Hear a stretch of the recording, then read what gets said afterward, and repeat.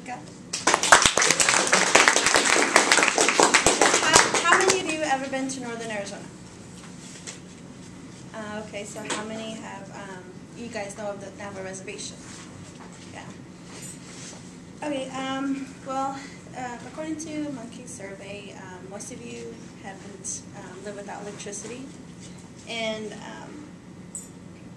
most of you have said yes to that you have gone through a dramatic change that has impacted your life. Well, my purpose of this presentation is to inform you of change and how, and all the experience that I've gone through from living in Page and me coming here to Phoenix and my next step after ESU. First, I would like to talk about Copper Mine. It is on Navajo Reservation. That's where I've lived. It homes about 1 million Native Americans, mainly of Navajos. I live in a 2-roomed house with 7 other people without electricity or running water. That's how most Native Americans live now, since our government is independent from the United States.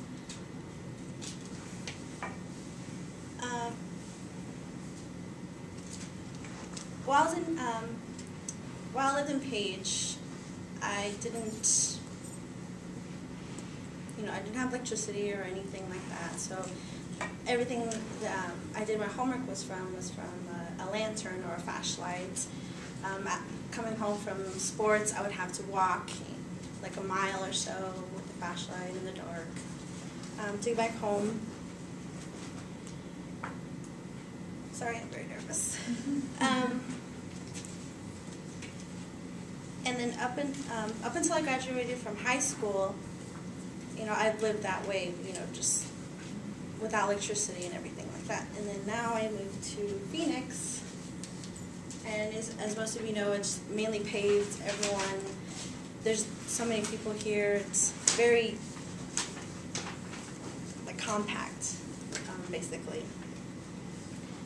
There's a bunch of universities and colleges. There's not even a university or college where I'm from in Page.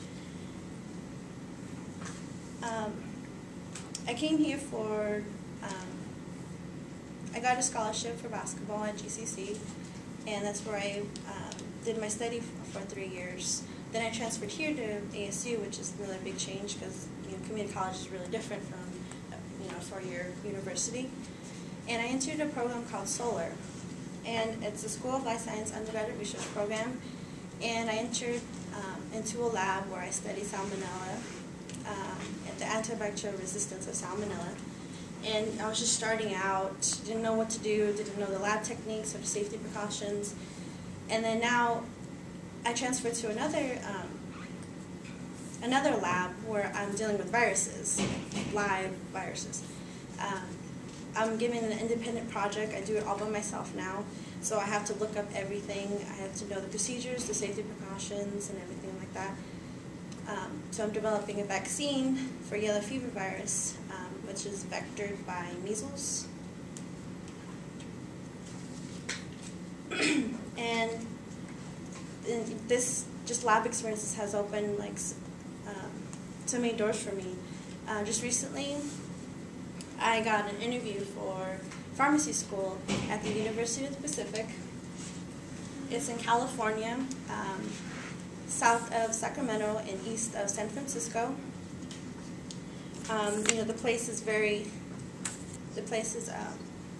surrounded by water.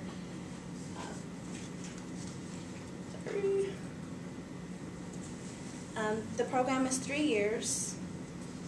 It's very different from ASU because it's 6 weeks of just hardcore lectures and labs, and then a week of finals. Like every day of the week is finals, and so they close down campus, and it's just finals week.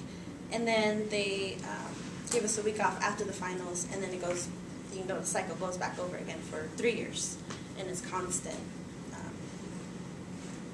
pharmacy program.